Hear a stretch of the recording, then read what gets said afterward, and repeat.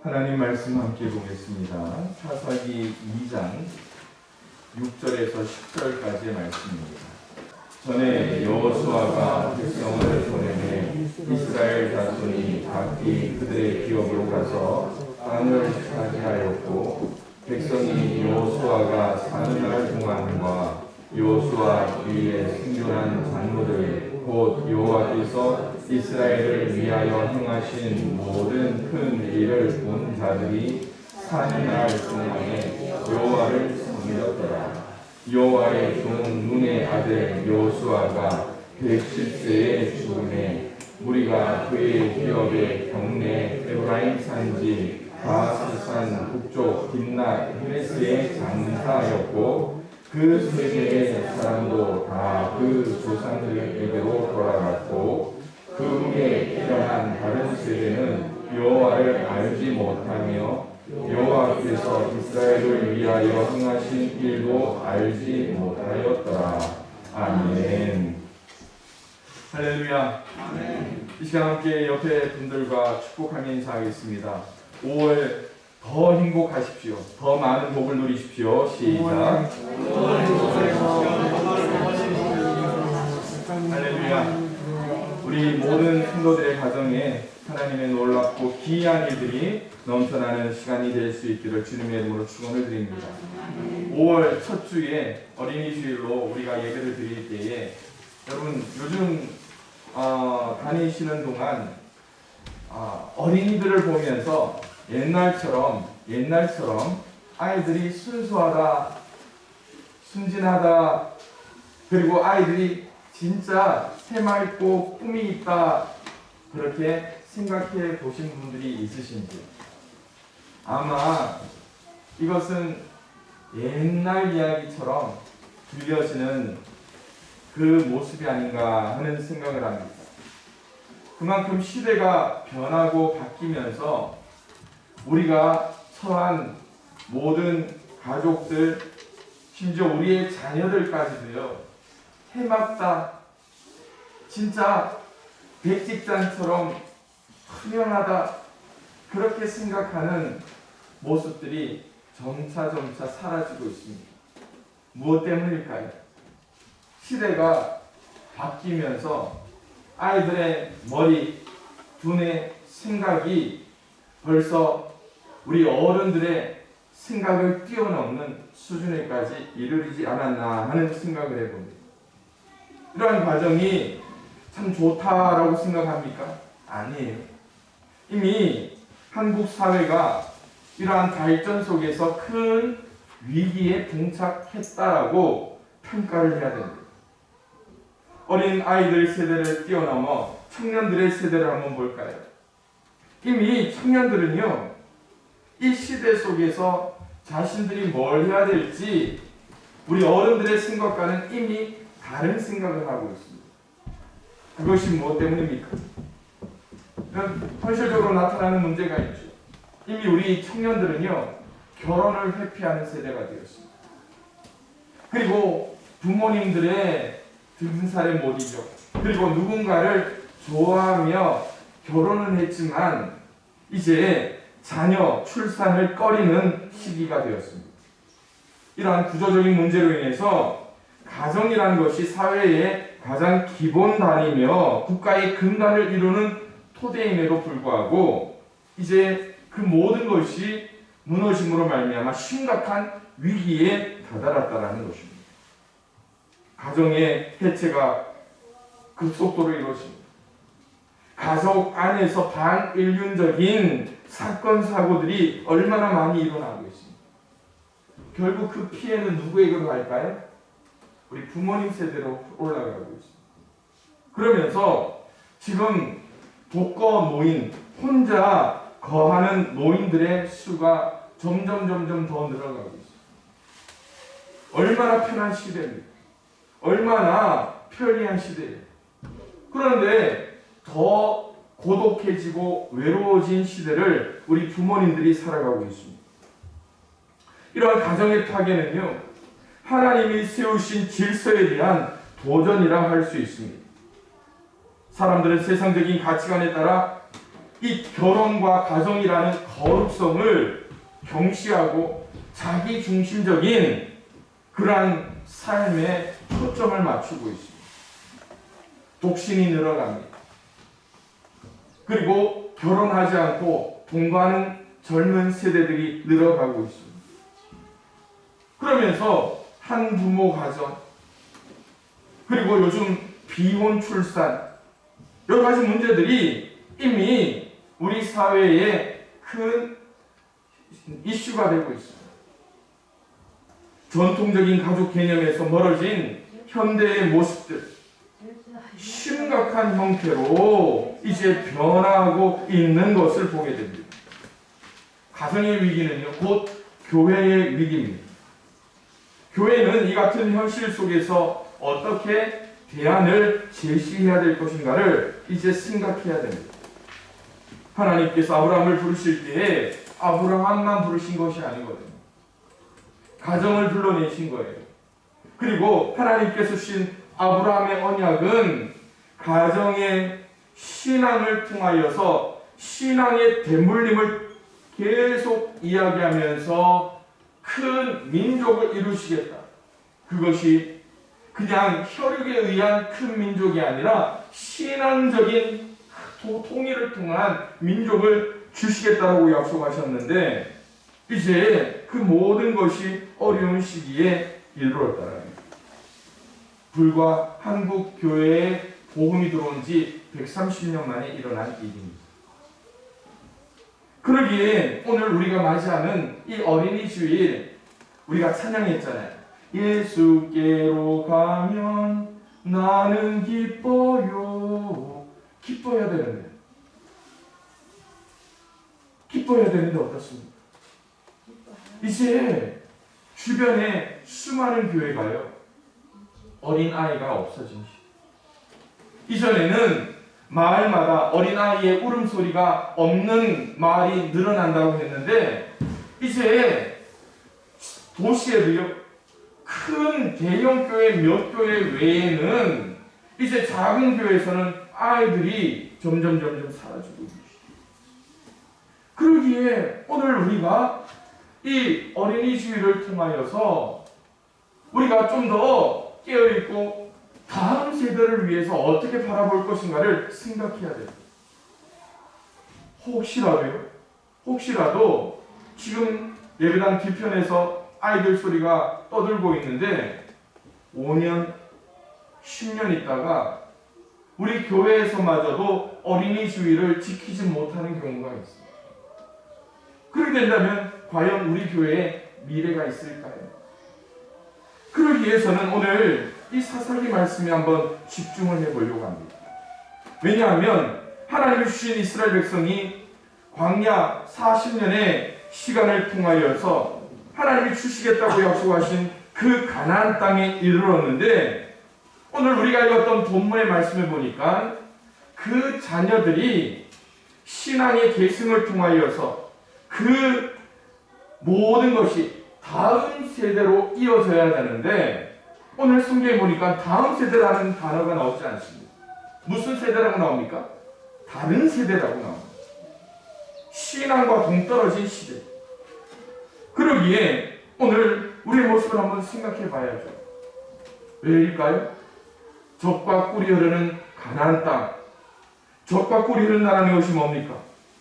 40년 광야 생활을 하면서 그들이 꿈꿔왔던 것이 바로 그거예요. 풍성한 땅. 그들이 자유롭게 뛰어놀 수 있고 하나님을 섬길 수 있는 그 땅을 그들은 꿈꿔왔는데 불과 한 세대가 지나가기 전에 벌써 그 약속의 땅 가나안 땅에서는요. 하나님을 잊어버리는 사람들이 나타나기 시작하는 거예요. 그 사사시대에 환란이 된 두 가지 원인이 무엇일까요? 첫 번째는요. 신앙에 지도자가 없었다라는 거예요. 여호수아 같은 지도자가 있을 때는 하나님을 잘 섬겼는데 이제 그들 가운데 이전에 광야에서 모세도 하나님 앞에 갔습니다. 그리고 모세의 뒤를 이어서 이스라엘의 지도자가 되었던 여호수아도 그들의 품을 떠났다는 거예요. 두 번째 원인이 뭘까요? 맞습니다. 신앙의 교육이 없었다라는 거예요. 가나안 정복 시대의 사람들이 다 죽고 다음 세대는 하나님께서 이스라엘을 위해 행하신 일을 알지 못하였기 때문에 하나님께 불순종하게 되는 거예요. 타락하게 되는 거예요. 그래서 앞서 말씀드린 대로 다음 세대의 개념이 아니라 다른 세대의 개념이 되어버렸다는 겁니다. 어린이 주일을 맞아 좀 어린이 아이들처럼 막 재미있게 설교하고, 그쵸? 목사가 막 머리에 움직이는 것도 달고 아이들 와서 찬양도 하고 해야 되는데 좀 무거운 분위기일 수도 있습니다. 그러나 오늘 우리가 이 시점에서 우리가 결단하고 헌신해야 될 부분이 있기에 오늘 말씀을 좀 깊이 새겨 들으시면 좋겠습니다. 그렇다면 우리가 어떻게 다음 세대를 준비해야 될까요? 그것은 첫 번째로 하나님이 행하신 일을 우리가 가르쳐야 한다는 거예요. 앞서 말씀드렸잖아요. 신앙의 교육이 없었다는 거예요. 우리가 읽었던 본문 2장 7절에 이렇게 말씀합니다. 백성이 여호수아가 사는 날 동안과 여호수아 뒤에 생존한 장로들 곧 여호와께서 이스라엘을 위하여 행하신 모든 큰 일을 본 자들이 사는 날 동안에 여호와를 섬겼더라. 그 뒷세대 그들은 이것들을 보지 못했다라는 거예요. 사랑하는 성도 여러분, 그것 신앙의 경험이라는 것이 얼마나 중요한가를 깨닫게 되는 거예요. 실제로 이 한국 교육 체계에 있어서도요, 어린이집이나 유치원, 그리고 초등교육, 중등, 고등까지 가는데 많은 사회학자들은 그렇게 이야기해요. 유치원만 잘 가고 어린이집만 잘 다녔어도 이 사람이 한평생 살아가는데 사회적인, 도덕적인 모든 체계는 거기서 다 배운다라는 거예요. 그래서 빨간불일 때는, 신호등이 빨간불일 때는 횡단보도를 건너지 않는다. 사람과의 약속은 어떻게 해야 된다? 지켜야 된다. 이런 것들을 이미 다 배우게 된다는 거예요. 그런데 신앙 안에서 이스라엘 백성들의 모습을 한번 보십시다. 40년 동안 광야에서 하나님이 주시는 만나를 보고 불기둥, 구름기둥을 경험했던 그 세대들은요, 하나님을 떠나라고 해도 그들은 떠나지 않았습니다. 혹여나 떠나고 범죄하였더라도 하나님 앞에 그대로 돌아올 수가 있었습니다.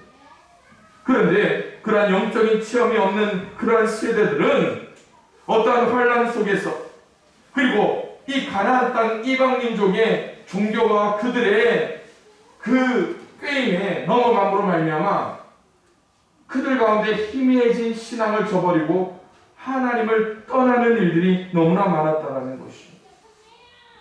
신앙의 여러 가지 요소들이 있을 때 저항하고, 아니 나는 하나님만 섬겨야 돼, 우리는 하나님을 제대로 믿어야 돼, 그렇게 한번 저항해야 되는데 하나님께 대한 체험과 또한 교육이 없는 세대들은 그것을 못 저버리고 더 좋아 보이는 것을 향하여서 나가버린다는 거예요. 그러한 가나안 땅의 모습과 같은 것이 바로 코로나 이후에 지금 우리 아이들의 살고 있는 모습입니다. 많은 사회학자들은 염려하고 있는 것이 있어요.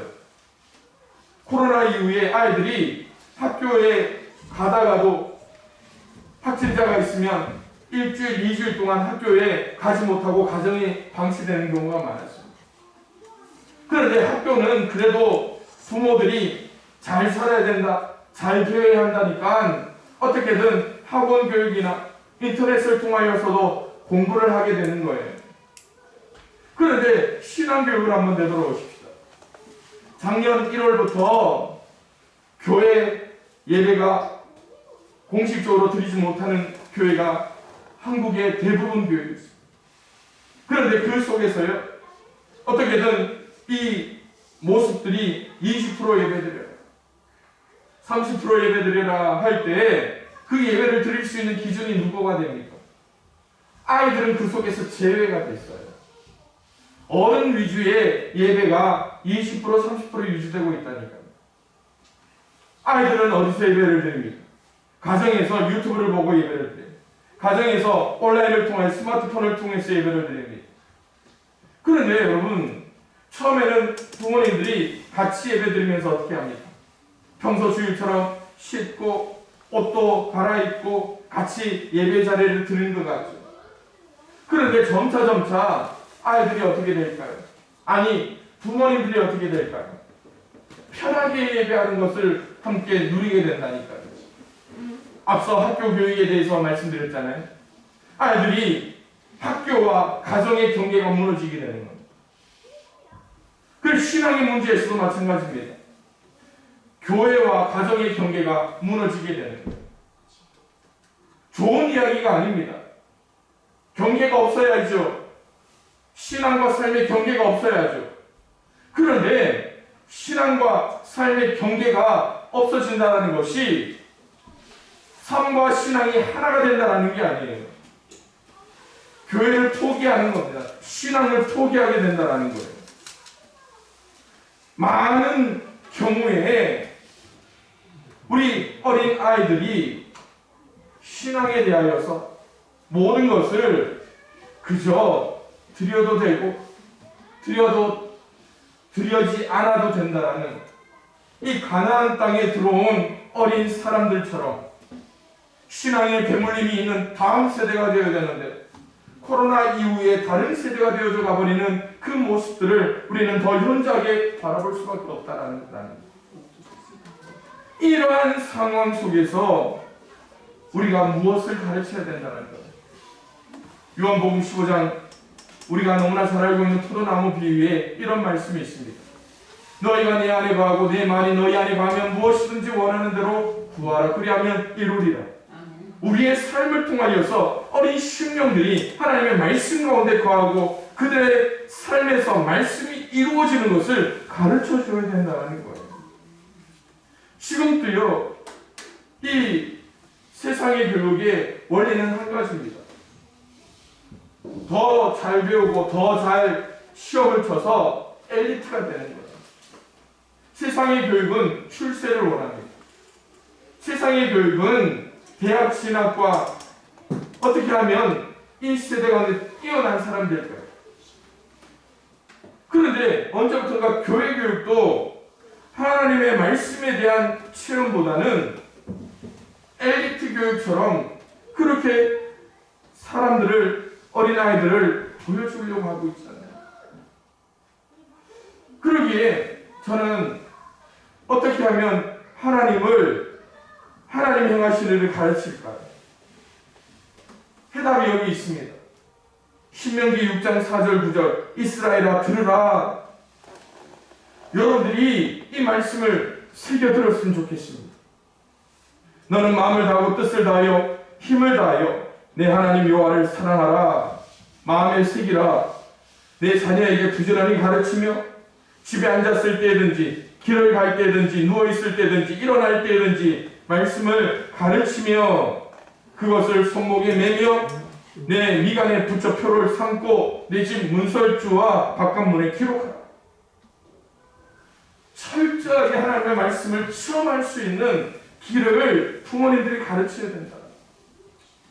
물론 이 자리에 계신 분들은 어린 자녀들이 다 장성하였기에 그런 책임이 없다라고 생각할 수도 있을 겁니다. 그런데 여러분, 그것이 여러분 세대에서 끝나지 않기 위해서 여러분 자녀들에게 가르치십시오. 여러분 자녀의 자녀를 위해서 기도하셔야 된다는 거예요. 옛날부터 그러잖아요. 나만 잘 믿으면 돼. 아닙니다. 그것은 너무나 영적으로 교만한 일입니다. 그런 영적인 책임을 가지고 우리 어린이 주일을 통하여 여러분의 가정을 위해 여러분들의 자녀 손들을 위해 기도할 수 있는 영적 부모님의 귀한 사명을 감당할 수 있기를 바랍니다. 두 번째로요, 우리가 자녀들에게 무엇을 가르쳐야 될 것인가를 고민해 봅니다. 그것은 바로 하나님을 예배하는 법을 가르쳐야 됩니다. 하나님을 예배하는 법을 여러분 자녀들에게 가르치십시오.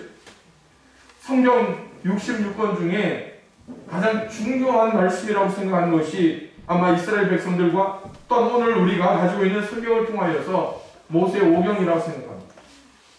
그 중에서 가장 중심에 있는 자리가 레위기의 자리에 이스라엘 백성들이 어떻게 하나님 앞에 나갈 것인가, 예배에 대한 모습들, 그리고 그 예배에 대한 모습이 신약에 와서 누구를 통해서 완전하게 이루어집니까? 예수 그리스도예요.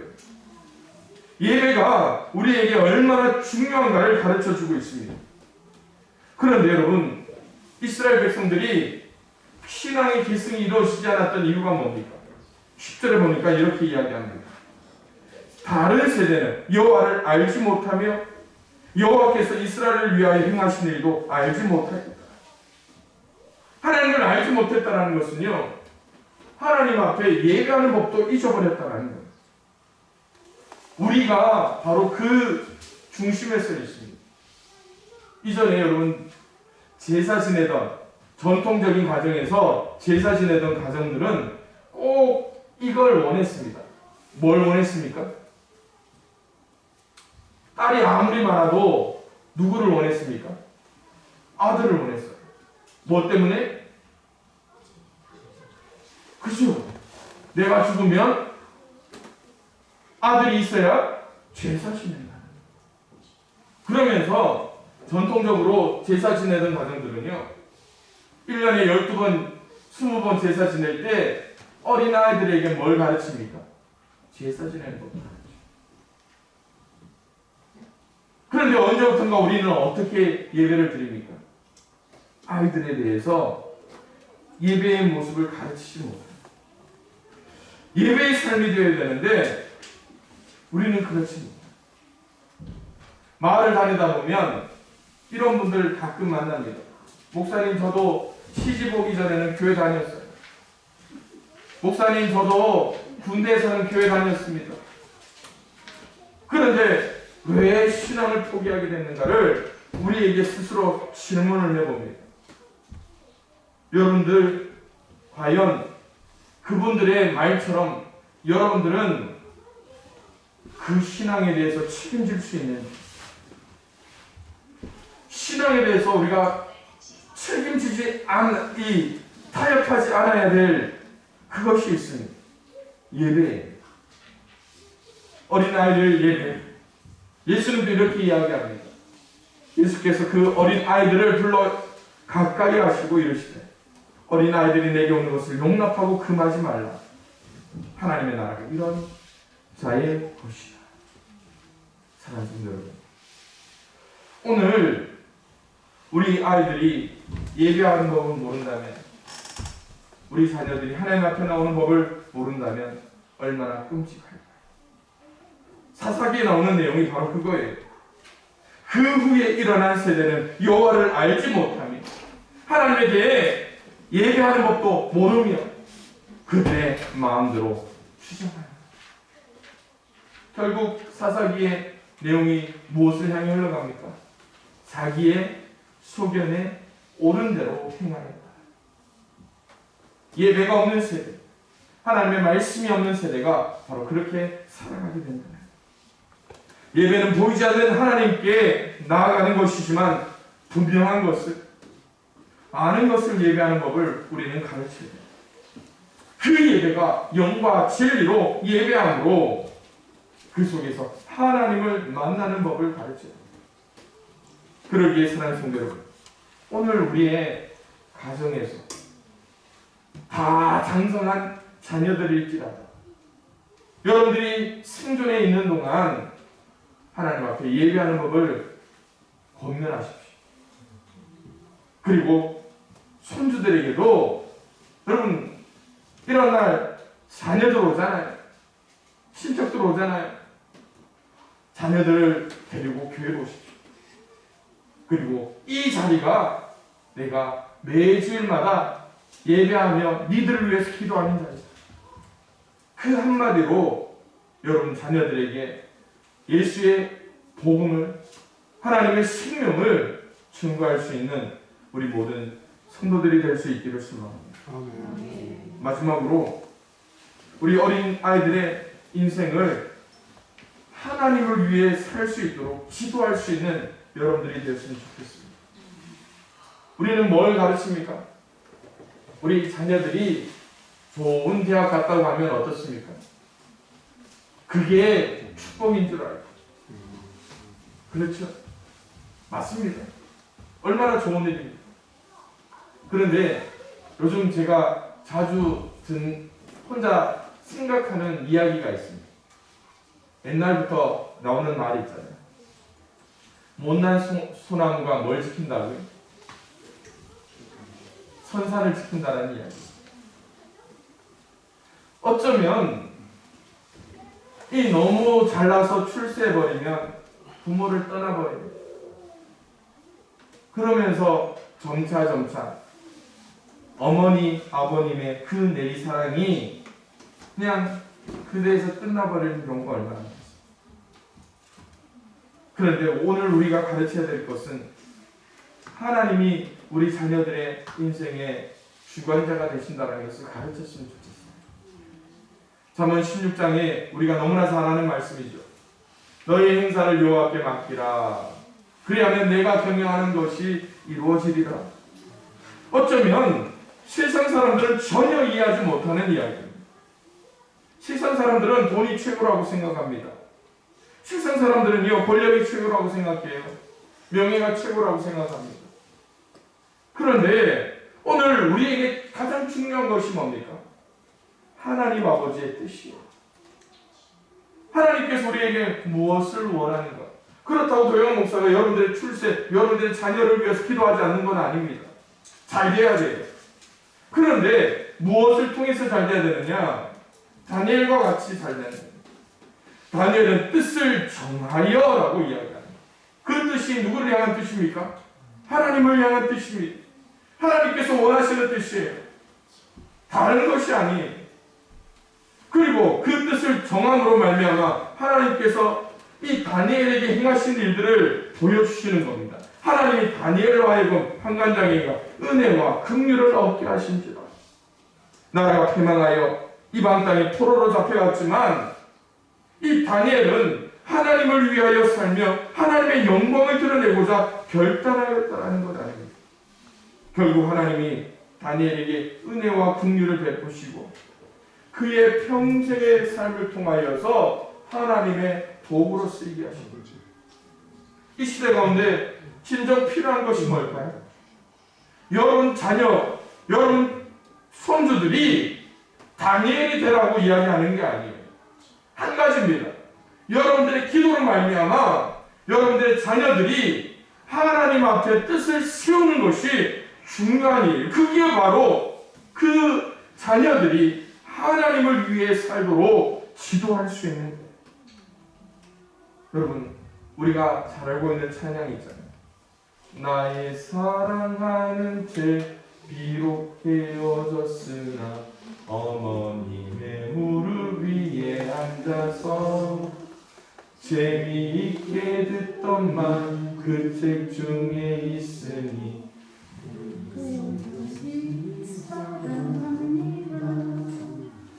귀하고 귀하다 우리 어머님이 들려주시던 재미있게 듣던 말 이 책 중에 있으니 영심이 사랑합니다. 그걸 전해줘야 합니다. 그걸 가르쳐줘야 합니다. 오늘 우리는 뭘 가르칩니까? 1 더하기 1, 2 더하기 2 그러면서 곱하기가 되고 나누기가 되면서 그것도 모르면서 어떻게 해서 누구 모습입니까? 제 모습이지. 사랑하는 성도 아이들에게 물을 줘야죠. 물을 줘야죠. 콩나물 시루에 물이 머물지 않더라도 콩나물을 커나가요. 저 뒤에 아이들이 지금 막 떠들고 있잖아요. 쟤들이 그냥 막 떠드는지 아십니까? 콩나물 시루의 물처럼 다 들려요. 저기 뒤에 가 있으면요. 제 설교 제일 잘 들립니다. 그걸 우리가 기도하자. 그걸 보여주죠. 그래서 저 아이들이 조금 더 컸을 때, 야, 내가 양평교회 가야지. 내가 양평교회 가야지. 그러면서 하나님께 뜻을 세울 수 있어요. 여러분, 연세가 들면서 아픈 곳 하나하나 들어갈 때 우리는 그렇게 이야기합니다. 내가 좀 젊을 때 보험 하나 더 들어놓고, 실비보험 들어놓고, 국민연금 좀 더 넣어놓고, 그렇게 이야기했어요. 그런데 우리 양평교회가 그런 영적인 보험을 들어야 될 때, 영적인 그러한 어린아이들에게 하나 더 투자하고 기도하는 것이 하나님 나라를 위해 필요한 일이 아닌가 하는 생각을 합니다. 그러기에 오늘 이 시간 기도할 때 여러분, 우리 아이들을 위해서 함께 기도하고 하나님께서 행하신 일들을 가르치며 예배하는 것, 그리고 저 아이들의 인생이 하나님의 그러한 뜻 가운데 머물 수 있게 하라. 여러분 마음껏 축복하며 기도할 수 있기를 소망합니다.